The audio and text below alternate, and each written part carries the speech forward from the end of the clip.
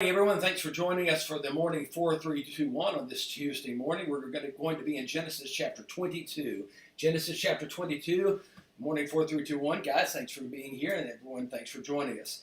Genesis chapter 22 is one of those seminal texts of the Bible, really one of the lock-in points where the story of God's whole plan of unfolding salvation to everyone faces another major hurdle, and by the end of this story, a major hurdle has been overcome. It's really a story that tests the faith of Abraham. We've all heard the story. God came to Abraham at the very beginning and said in verse 2, "Take your son, your only son Isaac, whom you love, and go to the land of Moriah, and offer him there as a burnt offering on one of the mountains of which I will tell you." We're told in verse 3, Abraham arose early in the morning. He did exactly what God said.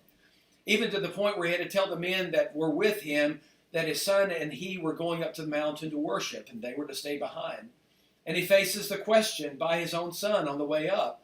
Here's the wood and the fire, but where's the sacrifice? And of course, Abraham says in verse 8, "God will provide for himself the lamb for a burnt offering, my son." And at that point where Abraham was about to offer his son, his hand is stayed by the angel, and God says, "Now I know." And for that point, a sacrifice is provided for him. And I want to read verses 15 through 20.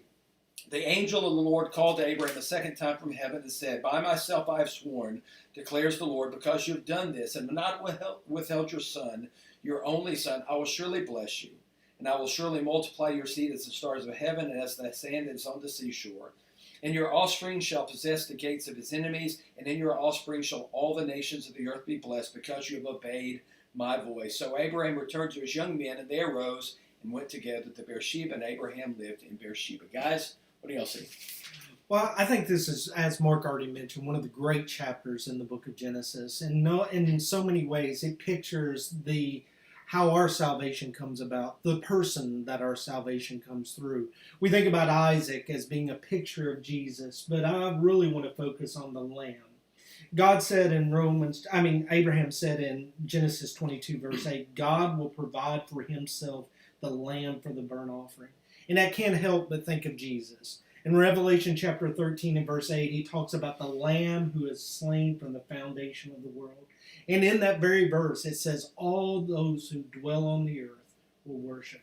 We should look at this story in Genesis chapter 22 and think about the source of our salvation, that God provided for himself a lamb, and that through that lamb that we have forgiveness, and we need to worship God because of his offer of mercy and grace. Amen. I want to think just a second about the faith of Abraham. In verse 12, the angel says, "Don't lay your hand on the boy. Now I know that you fear God, seeing that you haven't even withheld your only son from me." God says, you don't have to go any further. I know you fear me. I know you have faith in me, because I've seen how far you're willing to go to obey me. And we see an even deeper picture of Abraham's faith in Hebrews chapter 11 and verse 17, where it talks about how he had so much faith that he believed that God could even raise his son from the dead, because this was the son of promise. This was the son through whom the promise was going to be fulfilled. And Abraham had so much faith in God that he believed God could raise him from the dead. I think we need to learn from the faith of Abraham. Sometimes it's hard for us to have faith in the promises of God. Things seem too impossible to overcome. It wasn't that way for Abraham. He believed God could overcome death. And I think we need to see that kind of faith. We need to have that kind of faith in the promises of God as well. Amen. All right, that's it for today. Tomorrow, chapter 23, you might want to read ahead and think about it some. If you have a comment you'd like to make, a point that you would see, because there are a lot, far more than we can cover in this chapter, write it down in the comments below on the Facebook page. We'd love to hear from you. Thanks a lot. Have a good day, and God bless.